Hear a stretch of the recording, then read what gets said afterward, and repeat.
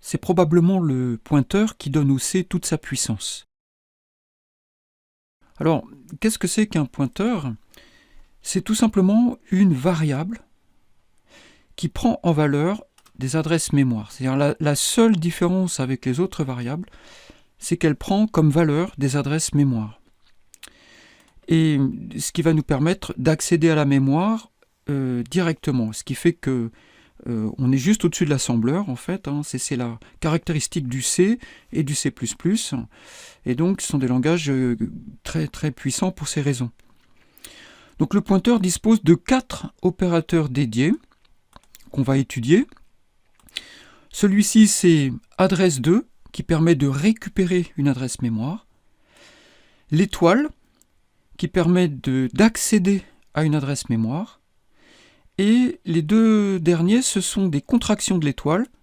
La flèche, qui permet d'accéder aux éléments d'une structure à partir d'un pointeur. Et les crochets, qui permettent d'accéder aux éléments d'un tableau.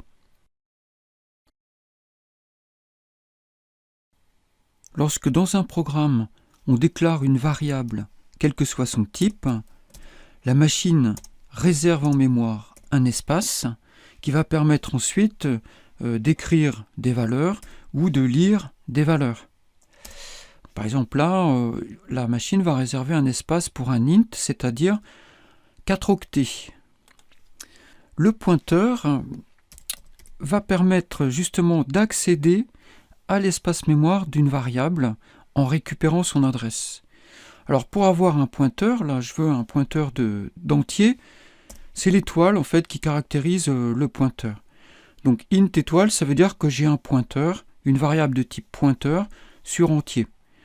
Donc je vais l'appeler P, et pour récupérer l'adresse mémoire, j'utilise l'opérateur adresse2 que j'accole à la gauche de ce dont je veux récupérer l'adresse mémoire. Donc voilà, donc adresse de val, la valeur de cette expression, c'est effectivement l'adresse mémoire de cette variable, de la variable val. Alors elle est quelque part en mémoire, et cette valeur, adresse de val, c'est l'endroit où elle se trouve. Avec l'opérateur étoile, cette fois, je vais pouvoir accéder à cet endroit en écrivant étoile P.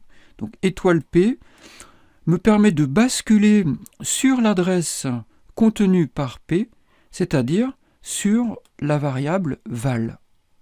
Donc étoile P, du coup, c'est comme si j'étais val, je peux faire plus égale 50, et ça revient à ajouter 50 à val. Alors pour le vérifier, c'est très simple, on va faire un printf. Donc printf, donc étoile P, 2 points, ça on verra combien ça vaut, et val, 2 points, la même chose.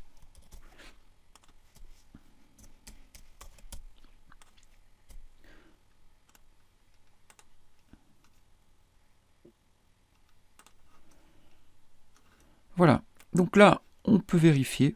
Au départ, val vaut 50. Là, je rajoute 50.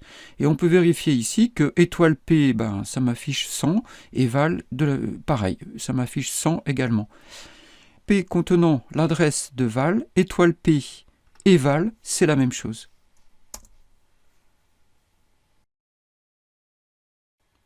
La flèche est l'opérateur qui va permettre d'accéder au champ d'une structure à partir d'un pointeur qui en contient l'adresse. Alors, pour l'expérimenter, on va partir d'une structure point. Je déclare un point PO et un pointeur point étoile que j'appelle PP et auquel j'affecte l'adresse du point PO. Si j'écris étoile PP me bascule sur PO, et donc ça, c'est PO, en fait.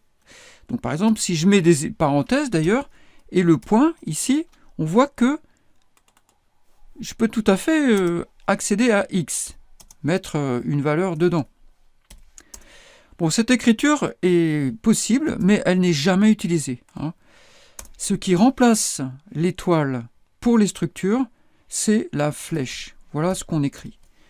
pp flèche x égale 100 et pp flèche y égale 200.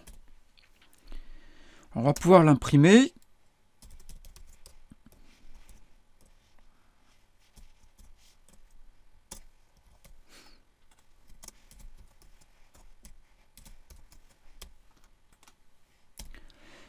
Et le comparer avec PO.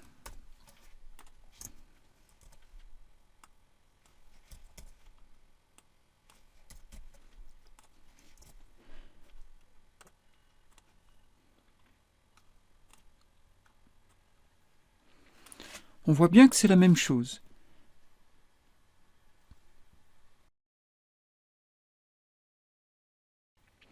Les crochets, c'est l'opérateur utilisé avec les tableaux. Et un tableau, c'est un bloc contigu de mémoire qui commence à l'adresse du premier élément. Donc je vais déclarer un tableau que je vais appeler table, un tableau de float. Je vais mettre par exemple 5 floats dedans. Et ensuite un pointeur, float étoile, que je vais appeler ppp comme ça, et que je vais initialiser avec mon tableau. Donc je vais écrire égal tab. Et tab, ça vaut, ça je l'écris, c'est l'adresse du premier élément. C'est-à-dire tab vaut adresse de tab de 0. Du coup, je n'ai pas besoin ici de rajouter adresse 2. Pourquoi? Parce que ça vaut ça, c'est déjà une adresse mémoire. Tab est déjà une adresse mémoire. Voilà. Donc, à partir de ça, donc, les crochets sont une contraction de l'étoile. Si j'écris étoile PPP, comme pour les autres cas, je bascule à tab de 0, c'est-à-dire je vais à l'adresse de tab de 0. Donc, étoile PPP et tab de 0, c'est pareil. Donc, je vais faire égal, par exemple, je vais mettre égal 0. Et je pourrais très bien rajouter, je pourrais écrire ça comme ça, je pourrais dire étoile PPP plus 0.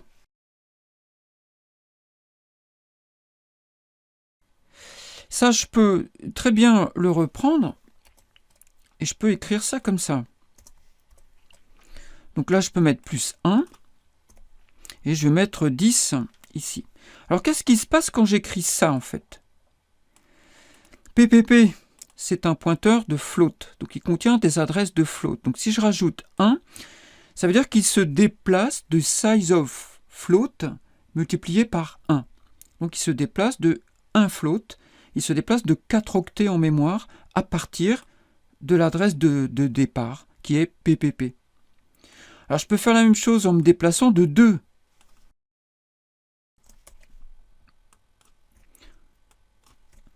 Donc là, ça veut dire que je me déplace à partir de l'adresse de départ, qui est aussi l'adresse de départ du tableau.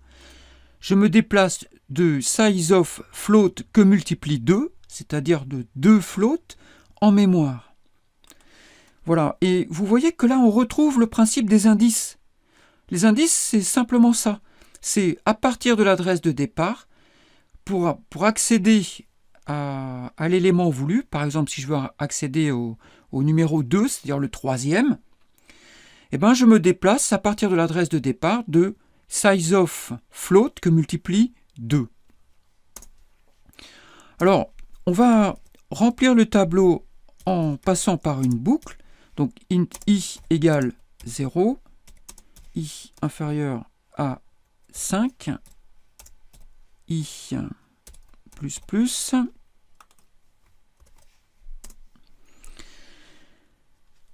Je vais utiliser cette formulation qui, parfois, est très pratique. Je dois dire que là, à la différence de la flèche, il arrive qu'on utilise cette écriture dans le traitement des tableaux. C'est assez rare, mais ça peut arriver, notamment quand on a affaire à des chaînes de caractères. Voilà, ou dans certaines situations aussi. Mais bon, on aura peut-être l'occasion d'en rencontrer. Donc voilà, donc pour chaque élément, je prends i, je le multiplie par 10. Donc ça fera 0, 10, 20, 30, 40. Et puis ensuite, je fais un printf pour le voir.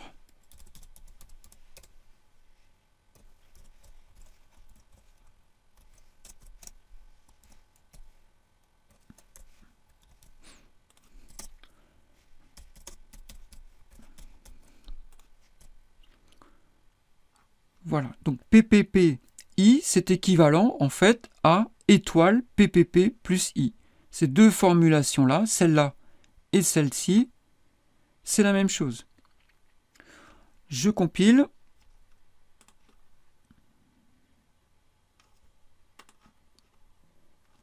Voilà. Donc on a bien le résultat que l'on attend.